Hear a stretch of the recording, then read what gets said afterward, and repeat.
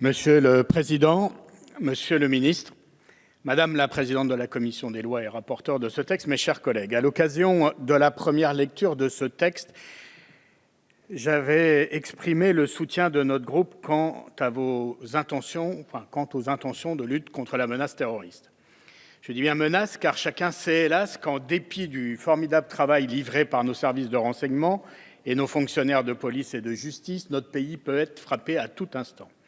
Je le sais en tant que parlementaire de la Seine-Saint-Denis et élu local de la ville de Saint-Denis, ayant assisté aux attentats du Stade de France, combien le tribut payé par la nation et les victimes de ces actes odieux peut être lourd.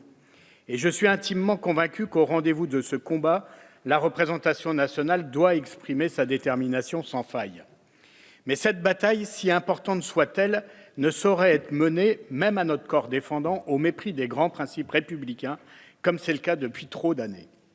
En matière de terrorisme, comme en matière de délinquance, la tentation est grande de s'engager dans une course sans fin au risque zéro. Or, dans ce domaine, le risque zéro n'est évidemment qu'un mythe, une tentation à laquelle toutes les majorités successives ont succombé en renforçant sans cesse l'arsenal législatif. Votre texte de loi n'échappe pas à cette surenchère législative. Il instaure en quelque sorte une peine après la peine. Il n'est plus question ici de prévenir le risque terroriste et d'imaginer des peines compatibles avec notre vision de la justice républicaine. Il est seulement question de s'assurer une quiétude illusoire au moyen de mesures de sûreté drastiques. En plus d'être une chimère, votre dispositif montre mieux que nul autre, et c'est sans doute le plus préoccupant, à quel point la frontière entre la logique de prévention des attaques et celle de justice s'est étiolée dans l'esprit du législateur. Le Conseil d'État, dans son avis sur cette proposition de loi, vous met d'ailleurs en garde, à juste titre, contre la confusion existante entre la peine et la mesure de sûreté, en raison, et je cite le Conseil d'État, de l'empilement au fil des années de dispositifs qui ont mêlé mesures à caractère répressif ou s'insérant dans l'exécution des peines et mesures à caractère préventif. Ces modifications successives ne sont pas sans conséquences. Elles ont profondément bouleversé et troublé nos principes hérités de la Déclaration des droits de l'homme et du citoyen, dans laquelle dispose, à son article 8, que nul ne peut être à nouveau poursuivi ou puni pénalement à raison des mêmes faits. En 2008, Robert Badinter, alors sénateur, résumait admirablement cette évolution des mesures de sûreté en s'inquiétant, je cite Robert Badinter, « L'homme dangereux remplace désormais l'homme coupable dans notre justice ». Nous partageons ce point de vue et nous croyons que les réponses dans la lutte contre le terrorisme sont à trouver ailleurs.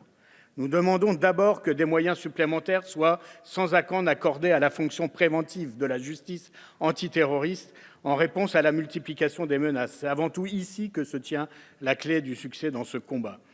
Nous pensons également que la réponse est à chercher du côté de l'inadéquation entre l'état de nos établissements pénitentiaires et la volonté des pouvoirs publics de mettre en place des politiques efficaces de déradicalisation. Nous estimons enfin que pour être efficiente, la lutte contre le terrorisme doit se faire au sein des grands services régaliens de l'État et se tourner résolument vers la prévention, le renseignement et l'application de peines proportionnées à la menace.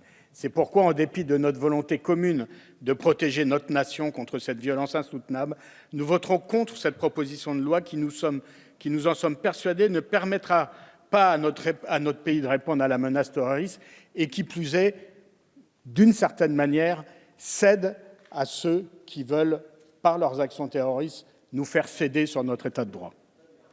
Je vous remercie.